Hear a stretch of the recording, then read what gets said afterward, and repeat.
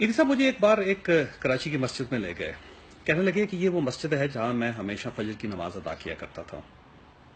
बताने लगे कि एक बार मैं जब मस्जिद में नमाज के लिए गया तो मैंने वहाँ एक अजीब मंजर देखा कि एक नौमौलूद बच्चा फर्श पर पड़ा चीख चला रहा है। सारे नमाजी उसके गिर्द खड़े हैं और इमाम साहब ये फरमा रहे हैं कि ये बच्चा नाजायज है, कोई शख्स इसे मस्जिद की दहलीज पर छोड़कर चला गया, लिहाजा हम सबको इस बच्चे को मार देना चाहिए। मैंने जब ये सुना तो मेरी आंखों में आंसू आ गए। मैंने इमाम साहब से कहा कि इमाम साहब, आप एक इंसान के बच्चे को मारने का फतवा कैसे जारी कर सकते हैं? इमाम साहब कहने लगे कि भाई ये बच्चा नाजायज है, कोई शख्स इसको नहीं पालेगा। तो मैंने हाथ खड़ा किया और मैंने कहा कि आज से मैं इस बच्चे का वालिद हूं, आप ये बच्चा मेरे हवाले कर दे, मैं इसकी परवरिश करूंगा। इमाम साहब ने कहा कि ये तो नहीं हो सकता, हम आपके हवाले ये बच्चा कैसे कर सकते हैं, लेकिन सब नमाजियों ने मिल मिला के इमाम साहब को कायल कर लिया और वो बच्चा मेरे हवाले कर दिया। मैंने उस बच्चे की वल्दियत के खाने में अपना नाम दर्ज करवा दिया और उसकी परवरिश शुरू कर दी।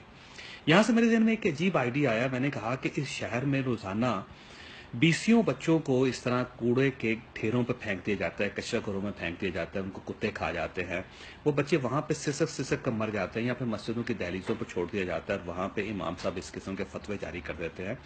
तो इन बच्चों को पालना भी एक सदका जारिया है और ये काम भी अब्दुल सारीदी को करना चाहिए। लिहाजा मैंने फिर शहर के मुख्तलिफ जगहों पे मैंने झूले रखवा दिए और झूलों के ऊपर लिख दिया कि अगर आपको इस किस्म का कोई नाजायज़ बच्चा मिले या ऐसा बच्चा मिले जिसके कोई वालिदैन ना हो, तो आप उस बच्चे को इस झूले में रख जाएं। तो ईदी साहब कहने लगे कि मैं अब तक 22,000 ऐसे बच्चे रिकवर कर चुका हूं और उन बच्चों की परवरिश कर चुका हूं और इन बच्चों की वल्दियत के खाने में मेरा नाम अब्दुल ईदी का नाम दर्ज है।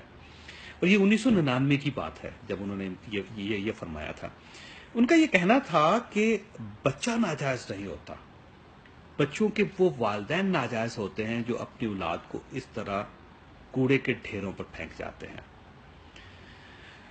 मुझे उन्होंने उस पहले बच्चे का नाम भी बताया और ये कहने लगे कि ये बच्चा जब मेरे पास आया तो मैंने इसको आला तालीम दिलवाई और इसके बाद अब ये बच्चा एक बैंक के अंदर सीनियर वाइस प्रेसिडेंट है। और ये बताइए इस मुल्क में कौन ऐसा शख्स है जिसके अंदर इतना ज़र्फ हो कि वो 22,000 बच्चों को अपना नाम दे सके, उनको अपनी औलाद की तरह पाले, उनकी परवरिश करे। और एक ऐसे बच्चों को जिनको वालिदैन नाजायज समझकर कूड़े के ढेरों पर फेंक जाते हैं। मेहरबानी फरमाकर अपनी हर नमाज में अब्दुल ईदी साहब के लिए दुआ जरूर कीजिएगा।